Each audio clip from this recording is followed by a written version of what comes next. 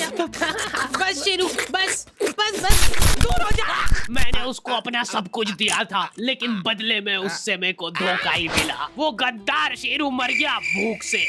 सिर्फ 10 दिन के लिए हम लोग कहीं घूमने गए थे और इसको खाना देना भूल गए। वो 10 दिन भी अपना पेट कंट्रोल में नहीं रख पाया। गद्दार कितना नाटक करेगा। मैंने उसको आके 10 दिन का खाना एक साथ खिलाया था, फिर भी वो गद्दार नहीं उठा।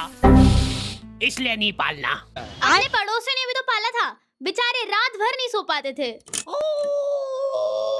अरे चुप हो जा रे सोंदे। अरे यार अब ये उठ गया। सो जा बेटा, कुछ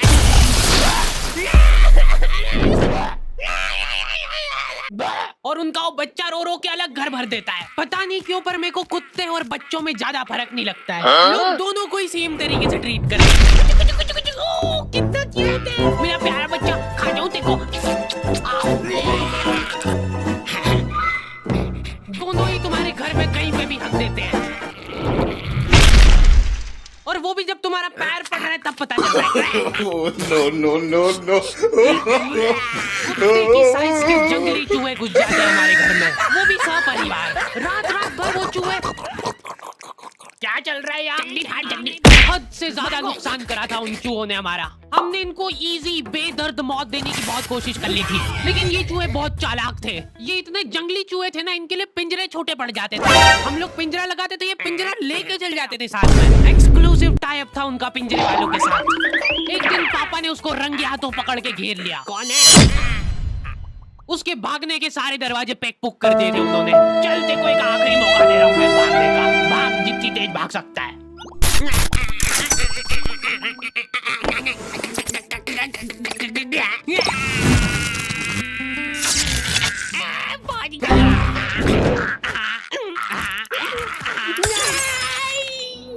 आंखें बंद कर लो बेटा। नहीं खोल सकते हो गया। अब मैं नहीं कर रहा हूँ। जल्दी हटो सामने से। चूहे का पूरा परिवार सदमे में था ये देख के। मेरे पति को मार दिया, उसकी लाश तो दे दो। चूहे का सरेआम मर्डर करने के बाद पापा चाहते कि ये मर्डर ही ना लगे, वो चाहते कि ये सुसाइड लगे। ठीक है। ये क्या कर रहे हो मेरे पति के साथ? थोड़ी तो दया करो मेरे छोटे छोटे बच्चे। ये देख के पापा को उनकी गलती का रियलाइजेशन हुआ। हाँ।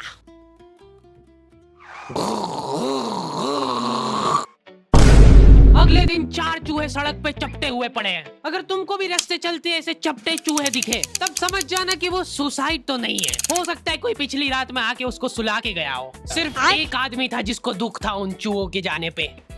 अरे रोते बोलिए क्या है? चुप। बेटा थोड़ी देर तो सोने दे तेरी माँ को। चुप। ये देखिए। अरे चुप हो जा यार।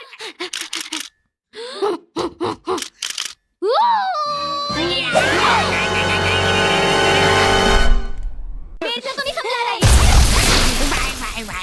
इनकी मम्मियाँ तक इनसे परेशान हो गई है, क्योंकि ये लोग रास्ते चलते कुछ भी आइटम उठा के मुंह में रख लेते हैं। मम, ओए क्या कहा? निकाल। पर मेरे को जानवरों से ज्यादा बच्चों से लगाव है, इसलिए मेरा सपना है कि एक आंगनवाड़ी खोलना है मेरे को। बहुत सारे लोग मेरे पास में शिकायत लेके आते हैं, बच्चे चुप नहीं हो रहे हमारे। हद से ज्यादा इजी है। मुंह बंद कर दो उनका।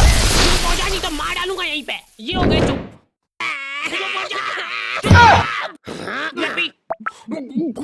आंगनवाड़ी एक ऐसी जगह है जहाँ पे बच्चों को कंसेंट के साथ टॉर्चर किया जाता है।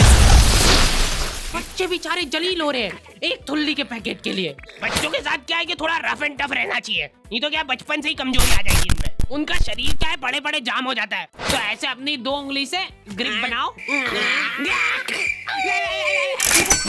शॉट तो था है ना।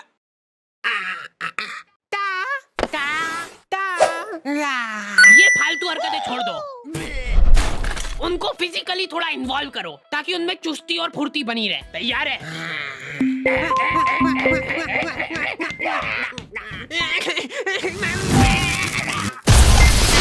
गिर गया है तो गिरने दो उसको, पड़े रहने दो। इग्नोर करो उसको, क्योंकि उसकी तरफ देख लिया तो वो पक्का रोएगा।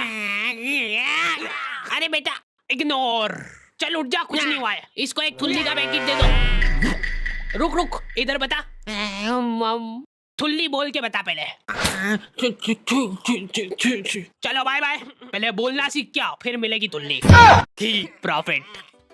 अंकल जी, मैं ये पूछा था कि ये जो बच्चे हैं ये बेचते भी हो क्या आप? नहीं नहीं नहीं, हमने क्या है कि भाग के शादी कर ली है, अब हमको एक बच्चा चाहिए। हमारी मम्मी ने तो ये बताया था कि एक परी रहती है वो बच्चे बेचती है। वो तो मेरे को आपके यहाँ पे इतने बच्चे दिख गए तो मैंने सोचा कभी आपको बताओ। इनको ऐसा लगता है कि एक परी गली गली घूमती है बीमल के झोले में बच्चे लेके। ताजे बच्चे।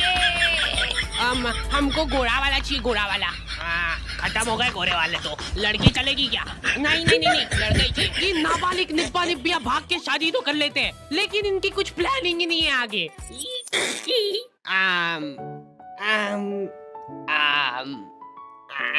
मम्मी की याद आ रही है ना? मैं तो घर जा रही हूँ वापस। अरे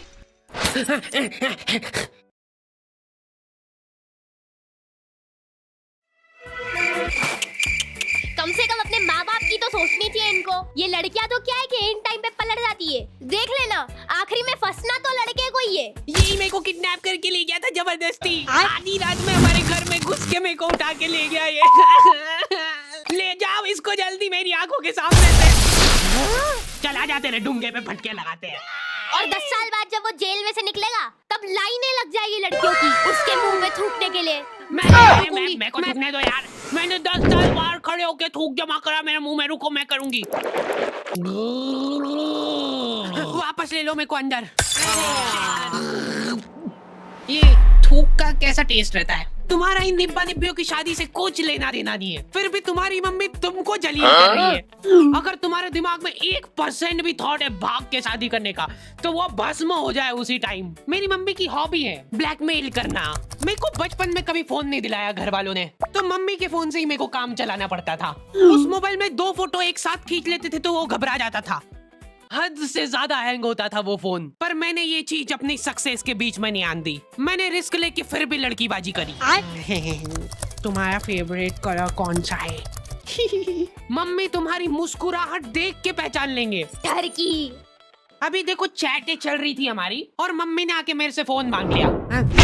2 मिनट बैक। ऐसे टाइम पे हैंग हो गया वो फोन। मेरे को तबीयत से कूटा था मम्मी ने। अब से अगर तूने मेरी बात नहीं मानी तो मैं तो तेरे पापा को बता दूंगी। ब्लैकमेल करने लग गई मम्मी मेरे को। ठीक से लगाया झाड़ू? कैसे लगाई है? गाड़ी की आवाज से पता चल जाता है कि ये पापा है। मम्मी ने पापा के अंदर आने का भी इंतजार नहीं करा। उनका दिमाग उस वजह से खराब हो गया।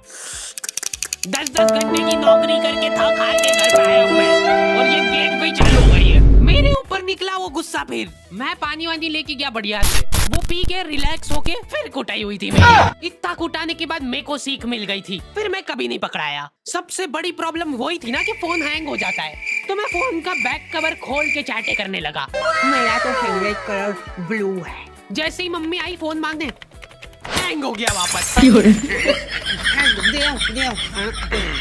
लो, बैटरी ही निकाल देता था मैं। खत्म, सबूत खत्म सारे। आंखों के सामने सबूत गायब कर देता था मैं। मम्मी कंफ्यूज हो गई कि ये क्या करा तूने अभी?